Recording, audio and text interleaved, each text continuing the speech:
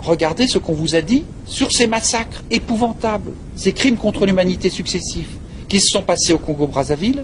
Tous les reportages ont été censurés, pratiquement. Il n'y a rien eu. Pourtant, le Congo-Brazzaville, c'est pas comme Timor-Est, une ancienne colonie portugaise. C'est le berceau de la France libre. Et c'est l'un de nos tout premiers fournisseurs de pétrole. Vous n'en avez rien su. Si ce n'est une désinformation habituelle. Tout ça, c'est des combats de nègres dans un tunnel, pardonnez-moi l'expression. C'est-à-dire, il n'y a rien à y comprendre. C'est des conflits ethniques. Non. Il fallait réinstaller, assurer le pouvoir de quelqu'un qui nous permettrait de continuer d'avoir du pétrole à un prix avantageux. Or, j'ai eu toutes sortes de témoignages, y compris de proches de Chirac et de Foccart, qui m'ont expliqué comment, depuis 1994-95, ils ont passé leur temps à remettre en selle M. Sassou Nguesso, M. 17%, par des moyens politiques, de propagande, et par des armes au Congo voisin, sachant que Sassou Nguesso est le beau-père d'Omar Bongo. En famille, on a commencé à préparer le retour. En 1997, une guerre civile se déclenche, juste avant les élections, et là, excusez du peu, pour renverser la démocratie, il a fallu rien moins que les milices de Sassou, les fameux Cobras qu'on va voir revenir, une partie de l'armée qui lui avait toujours été restée fidèle parce qu'elle venait de sa région du Nord, 1000 Tchadiens amenés par des avions français, la garde présidentielle de Mobutu, alliée de la France, qui avait traversé le fleuve parce qu'elle venait d'être chassée du Congo, l'ex-Congo belge, une partie de ceux qui avaient commis le génocide au Rwanda, qui comme par hasard s'étaient réfugiés à Brazzaville, des mercenaires français et des soldats français déguisés en mercenaires, puisque le ministre de la Coopération, Charles Jocelyn, a craché le morceau en disant « Il y a vraiment beaucoup de confusion au Congo-Brazzaville, il y a trop de mercenaires français qui ont à peine eu le temps de quitter l'uniforme qu'ils portaient hier. » Et qu'ils porteront demain, parce que ce sont des intérimaires du mercenariat, c'est-à-dire des troupes d'élite françaises qui se sont déguisées en mercenaires pour pouvoir remettre en place M. Sassou Nguesso. Donc, pour remettre en place, pour renverser le régime démocratiquement élu, il a fallu les soldats et miliciens congolais de Sassou, les Tchadiens, les rescapés de l'armée qui avait commis le génocide, l'armée de Mobutu, des mercenaires, et ça ne suffisait pas encore. Et on a été chercher l'armée angolaise, qui a envahi le Congo-Brazzaville et qui a fini par renverser le gouvernement. Cette armée angolaise, avec quoi l'a-t-on obtenue? Jean-Charles Marcani, le bras droit de Charles Pasqua, a témoigné devant les juges. Il a dit « Ah, on m'attaque pour l'Angola Gate !» Pour vous savez, ces fameuses livraisons de 3 milliards d'armements à l'armée angolaise. Mais c'était un deal politique. La contrepartie de ces 3 milliards que nous fournissions, avec aussi pas mal d'argent russe, mais je n'ai pas le temps de rentrer dans les détails, c'était que l'armée angolaise interviennent dans les guerres civiles des deux Congos pour les intérêts de la France. Depuis 1990, on dit l'Afrique a droit à la démocratie, mais en même temps, on envoie des spécialistes de la fraude électorale, certains de la mairie de Paris d'ailleurs, où il y a un très gros entraînement, qui font en sorte que là où les gens votent à 80% pour renverser le dictateur se retrouve avec 80% des voix, ou 52% s'il est modeste. Et ça s'est passé dans 50 élections majeures en Afrique. Il y a eu quelques exceptions au Sénégal, au Niger, à Madagascar où le peuple n'a pas accepté et par centaines de milliers pendant sous la pluie en hiver a manifesté pendant des mois pour imposer son choix et renverser le dictateur. Mais dans tous les autres cas, le Cameroun, le Gabon, le Congo-Brazzaville depuis tout récemment, Djibouti, la Mauritanie, le Burkina, on est dans le même cas de figure, c'est-à-dire des élections truquées par toutes sortes de moyens. Donc, cette France-Afrique, d'une certaine manière, on a pris des amis de la France, parfois des gens des services secrets, comme Bongo, qui l'admet, qu'il appartenait aux services secrets français, qui ont la nationalité française, ce sont en quelque sorte des gouverneurs à la peau noire. Et ça a été parti pour 40 ans de pillage, parce que ces gens-là, on leur a dit, écoutez, confondez l'argent public et l'argent privé, tapez dans la caisse, c'est votre récompense, à condition de nous laisser nous continuer d'exploiter le bois, le pétrole, le café, le cacao, etc., comme avant. Et évidemment, ces gens-là se sont enrichis considérablement. Houphouët-Boigny avait à la fin de sa vie une fortune de 60 milliards de francs. Maintenant, la Côte d'Ivoire est ruinée. Un certain nombre de ces chefs d'État se sont enrichis à condition de continuer à arroser aussi un certain nombre de circuits politiques en France.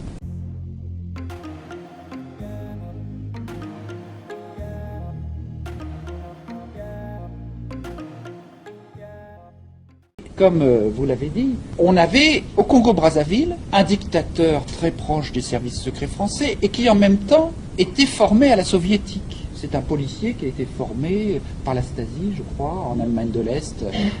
Donc il a appris tous les manipulations, les coups fourrés qu'il peut y avoir dans ces pays, notamment les mécanismes de calomnie, de coups tordus. Il est arrivé au pouvoir en 2 étapes, en 76 et 79, notamment déjà en assassinant un cardinal, et tout en faisant croire que c'était un autre qui l'avait assassiné. Enfin, c'était assez tordu. Et Loïc Le Floch-Prigent, le PDG d'Elf, là, qui va être jugé à nouveau, a dans ses mémoires, dans ses confessions quand il était en prison, ce mot extraordinaire. Il disait « Le Congo-Brazzaville, un temps marxiste, toujours sous contrôle d'Elf ». Autrement dit, ce monsieur Sassou qui se disait marxiste était en fait un pion de la France-Afrique, comme d'autres similaires, Ratsirac par exemple, à Madagascar. Ce monsieur Sassou, il est devenu l'ami de tout le monde, de l'extrême droite à l'extrême gauche. Il a des amis chez Le Pen, on aura l'occasion d'en reparler si vous voulez, mais il a aussi des amis dans toute la classe politique française, parce qu'il a beaucoup arrosé. Il était très pratique. On l'appelle monsieur 17%. Pourquoi ? Parce qu'il ne demandait pour son pays que 17% des recettes du pétrole, ce qui est beaucoup moins qu'ailleurs. Mais évidemment, il touchait, lui, sa part, son pourcentage, son abonnement, comme on dit. Et 17% du pétrole déclaré. Parce que un ministre des Finances congolais m'a raconté que quand il demandait combien de pétrole avait été extrait dans l'année, monsieur Taralo, monsieur Elf, prenait une feuille de papier vierge, prenait un crayon, écrivait 3 chiffres et disait « Monsieur le ministre, contentez-vous de ça ». Ça s'exploite en mer. Donc comment voulez-vous savoir si, comme le dit d'ailleurs Le Floch par ailleurs dans une de ses autres confessions, entre un pétrolier déclaré, il n'y en a pas 1 ou 2 non déclarés qui vont alimenter quelques bonnes œuvres. Donc M. Sassou était vraiment quelqu'un d'extrêmement pratique. C'est M. 17% dans tous les sens du terme, puisque quand il s'est présenté aux élections, après avoir été chassé par la conférence nationale souveraine, par la démocratie, il a obtenu 17%. Donc 17% des voix, 17% du pétrole. Et donc la France-Afrique n'a eu de cesse, devant un pouvoir qui demandait davantage, parce que la conférence nationale souveraine qui a renversé Sassou en 1991 demandait non plus 17% mais 33%. C'était pas encore excessif, mais c'était insupportable. Et on a trouvé dans le coffre-fort d'Elf, pour une fois on en a la preuve, qu'aussitôt un coup d'État a été organisé par les réseaux Pasqua, les réseaux Focard et Elf pour renverser ce pouvoir démocratique. Coup d'État qui a échoué, M. Lissouba a été élu. M. Lissouba n'est certainement pas un saint, il a eu aussi beaucoup de défauts, mais si dans nos pays on éliminait tous les gouvernements, tous les chefs de gouvernement qui n'étaient pas parfaits, on serait plus en démocratie depuis longtemps. Donc il n'était pas parfait, mais il avait été élu incontestablement. Or, j'ai eu toutes sortes de témoignages, y compris de proches de Chirac et de Focard, qui m'ont expliqué comment, depuis 1994-95, ils ont passé leur temps à remettre en selle M. Sassou Nguesso, M. 17%, par des moyens politiques, de propagande, et par des armes au Congo voisin, sachant que Sassou Nguesso est le beau-père d'Omar Bongo. En famille, on a commencé à préparer le retour. En 1997, une guerre civile se déclenche, juste avant les élections, et là, excusez du peu, pour renverser la démocratie, il a fallu rien moins que les milices de Sassou, les fameux Cobras qu'on va voir revenir, une partie de l'armée qui lui avait toujours été restée fidèle parce qu'elle venait de sa région du Nord, 1000 Tchadiens amenés par des avions français, la garde présidentielle de Mobutu, alliée de la France, qui avait traversé le fleuve parce qu'elle venait d'être chassée du Congo, l'ex-Congo belge, une partie de ceux qui avaient commis le génocide au Rwanda, qui comme par hasard s'étaient réfugiés à Brazzaville, des mercenaires français et des soldats français déguisés en mercenaires, puisque le ministre de la Coopération, Charles Josselin, a craché le morceau en disant « Il y a vraiment beaucoup de confusion au Congo-Brazzaville, il y a trop de mercenaires français qui ont à peine eu le temps de quitter l'uniforme qu'ils portaient hier. » Et qu'ils porteront demain, parce que ce sont des intérimaires du mercenariat, c'est-à-dire des troupes d'élite françaises qui se sont déguisées en mercenaires pour pouvoir remettre en place M. Sassou Nguesso. Donc, pour remettre en place, pour renverser le régime démocratiquement élu, il a fallu les soldats et miliciens congolais de Sassou, les Tchadiens, les rescapés de l'armée qui avait commis le génocide, l'armée de Mobutu, des mercenaires, et ça ne suffisait pas encore. Et on a été chercher l'armée angolaise, qui a envahi le Congo-Brazzaville et qui a fini par renverser le gouvernement. Cette armée angolaise, avec quoi l'a-t-on obtenue? Jean-Charles Marcani, le bras droit de Charles Pasqua, a témoigné devant les juges. Il a dit « Ah, on m'attaque pour l'Angola Gate !» Pour, vous savez, ces fameuses livraisons de 3 milliards d'armements à l'armée angolaise. Mais c'était un deal politique. La contrepartie de ces 3 milliards que nous fournissions, avec aussi pas mal d'argent russe mais je n'ai pas le temps de rentrer dans les détails, c'était que l'armée angolaise intervienne dans les guerres civiles des deux Congos pour les intérêts de la France. Donc la contrepartie, c'était que l'armée angolaise, effectivement, vienne remettre M. Sassou Nguesso et vienne aussi intervenir dans une autre guerre dont vous entendez beaucoup moins parler, qui est celle qui a ravagé le Congo-Kinshasa et qui a fait près de 3 millions de morts. Donc vous, Français, et même vos députés au Parlement, n'ont jamais su que des tractations avaient fait que la France était intervenue dans ces guerres civiles extrêmement meurtrières par armée angolaise interposée. Je passe assez rapidement, je dirais tout ça à la limite, c'est des choses qui arrivent. Seulement, M. Sassou Nguesso, revenu au pouvoir en 1997, a refait exactement comme il avait avant. C'est-à-dire, avec son clan, il a repris l'argent du pétrole et il s'est mis à avoir un gouvernement clanique, ethnique du Congo-Brazzaville, en gouvernant avec sa petite minorité du Nord, essentiellement son clan.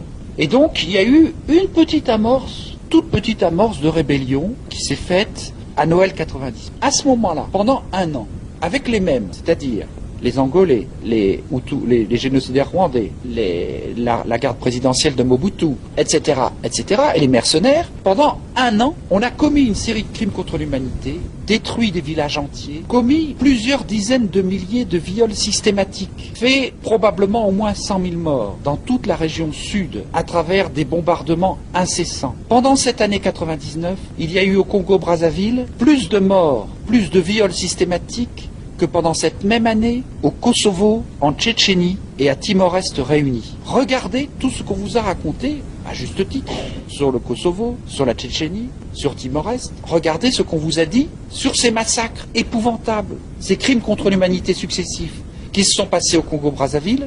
Tous les reportages ont été censurés, pratiquement. Il n'y a rien eu. Pourtant, le Congo-Brazzaville, c'est pas comme Timor-Est, une ancienne colonie portugaise. C'est le berceau de la France libre. Et c'est l'un de nos tout premiers fournisseurs de pétrole. Vous n'en avez rien su. Si ce n'est une désinformation habituelle, tout ça c'est des combats de nègres dans un tunnel, pardonnez-moi l'expression, c'est-à-dire il n'y a rien à y comprendre, c'est des conflits ethniques. Non, il fallait réinstaller, assurer le pouvoir de quelqu'un qui nous permettrait de continuer d'avoir du pétrole à un prix avantageux, moyennant quoi on a détruit le Congo-Brazzaville, y compris avec l'intervention de mercenaires français. Alors, les gens se sont dit, bon, nouvelle série de massacres, et ces massacres ont été en quelque sorte authentifiés par la justice française, puisque Sassou Nguesso, avec deux autres dictateurs, m'a fait un procès, dont vous avez peut-être entendu parler, et ce procès, nous l'avons gagné en première instance et en appel sur le fond, où le tribunal a dit cette enquête est une enquête sérieuse. Autrement dit, quand je vous dis qu'il y a une série de 4 crimes contre l'humanité consécutifs, avec le massacre des 350 disparus qui rentraient d'exil à travers la destruction de tous les moyens de subsistance d'une partie de la population,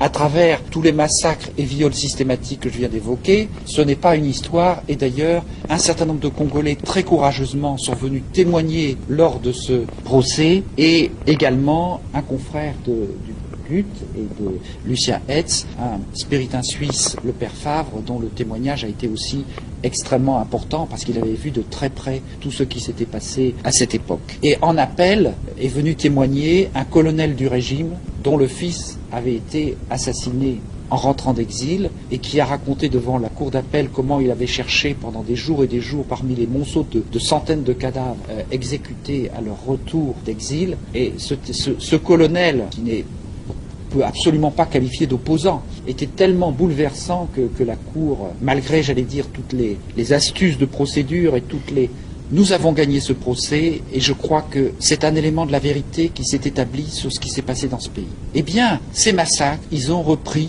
depuis mars 2002, de manière continue et presque encore pire qu'avant. Les Congolais s'étaient dit, certes, Sassou Nguesso a tué, massacré, etc., mais là, peut-être qu'il a tout gagné, donc ça va être la paix. Sauf que, et c'est là qu'il faut bien comprendre quelque chose, c'est que ce type de régime qui vit sur la terreur, s'il y a la paix, tous les contre-pouvoirs vont se redéployer, les associations, les gens qui la pressent, tout ça. Et donc il faut qu'il continue qu'il y ait la terreur, parce que sinon, on ne va pas pouvoir maintenir une inégalité, une injustice aussi incroyable sur l'exploitation du pétrole. C'est exactement les mêmes méthodes que celles qui sont employées par les généraux algériens qui maintiennent depuis 10 ans un système de terreur en infiltrant des groupes d'islamistes. Vous avez peut-être lu dans Libération les confessions d'un officier du régime qui explique comment les moines de Tibérine ont été enlevés par un soi-disant émir islamique qui était en fait un agent des généraux algériens. Et le fameux officier Souadia qui a publié La Sale Guerre a eu aussi été l'objet d'un procès qu'il a gagné avec des témoignages importants d'officiers qui ont expliqué qu'en Algérie c'était la même chose. C'est-à-dire qu'on entretient une guerre civile en infiltrant des soi-disant miliciens pour perpétuer l'insécurité de telle manière qu'on puisse continuer à exploiter le pétrole tranquillement. Et c'est exactement dans ce type de contexte, au milieu de massacres qui ont vidé les 3/4 de la population du Poul. Le Poul, c'est un peu comme l'Île-de-France. C'est la région qui entoure la capitale Brazzaville. Eh bien, les 3/4 de cette région est aujourd'hui vidée de sa population, exilée ou massacrée. Eh bien, le père Gut est mort parce que il n'a pas voulu partir, il a voulu rester solidaire des gens qui subissaient ces bombardements systématiques, ces agressions de miliciens. Il est resté avec eux. Il s'est retrouvé avec un personnage résistant, le pasteur Ntoumi, dont on peut dire toutes sortes de choses, sauf que c'est quelqu'un qui a 400 ou 500 hommes, pratiquement sans armes, complètement encerclé par toutes les armées que je vous ai indiquées et qui représentent 30 000 hommes, 40 000 hommes, qui ont des armes lourdes, des hélicoptères, qui savent parfaitement où ce personnage est là. Mais on continue de tirer prétexte de ce personnage un peu secondaire pour agresser successivement et en permanence toute la population du Poul. À un moment donné, il y a eu même un général proche de Sassou Nguesso qui a été envoyé pour explorer le terrain en vue peut-être de trouver des accords. Ce général s'est retrouvé avec le père Gut à un moment donné, et ce général a commencé à découvrir qu'en fait, ce n'était pas les rebelles qu'on attaquait, c'est la population, et il a dû s'enfuir dans le pays voisin, le Congo-Kinshasa, parce que Sassou Nguesso voulait lui régler son compte dans la mesure où il commençait à expliquer ce qui se passait réellement dans cette région. Donc on ne sait pas le fin mot de ce qui s'est passé. On sait que ce soit le général dont on a des courriers qui sont parvenus, ou que ce soit Jean Gut qui connaissait parfaitement cette région, tous les gens, rebelles, pas rebelles ou autres, on sait ce qui s'est passé jusqu'à une semaine de la fin, et à une semaine de la fin, ça paraît extrêmement obscur.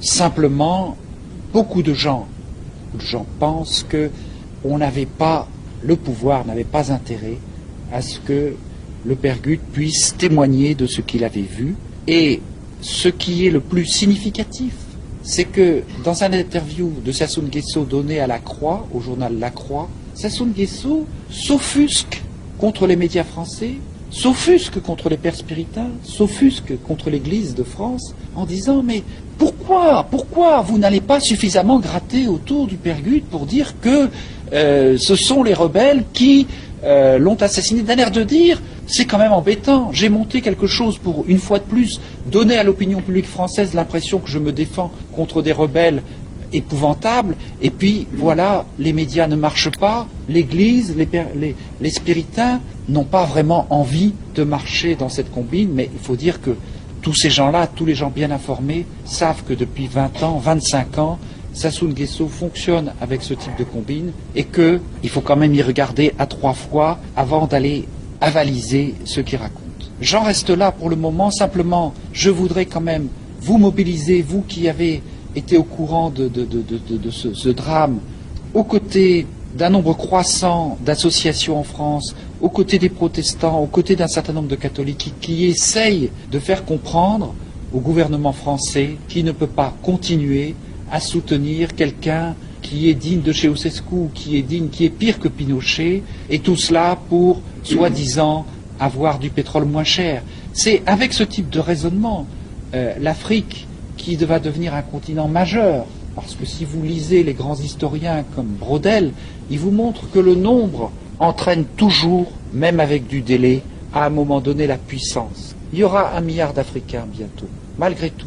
Est-ce que vous croyez que si nous continuons de soutenir ce type de régime, ces Africains-là respecteront nos enfants? Donc ce n'est pas seulement de l'altruisme, c'est aussi nous battre pour la possibilité d'un monde avec une coexistence possible, et si possible, même davantage.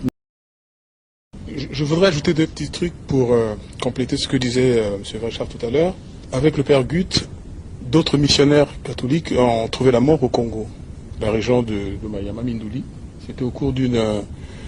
c'était même pas une réunion, c'est-à-dire c'était pour mettre en place...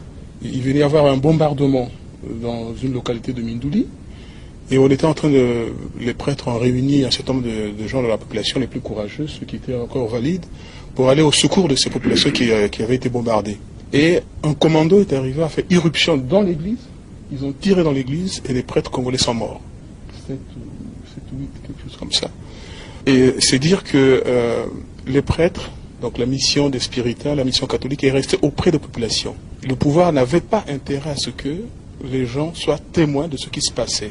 La manipulation entre les miliciens rebelles et les mercenaires est tout à fait réelle. On envoyait un certain nombre de gens perpétrer des forfaits, commandités par ceux qu'on ne voulait pas voir à la tête de ces commandos. Le deuxième point, ça peut vous paraître invraisemblable que des hauts dirigeants français aient pu avoir des liens avec ces dictateurs.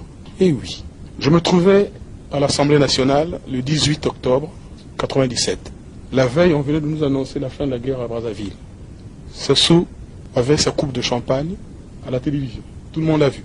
Il y avait des conseillers français autour de lui, y compris un grand publicitaire, je ne citerai pas le nom, qui a fait des campagnes présidentielles ici en France.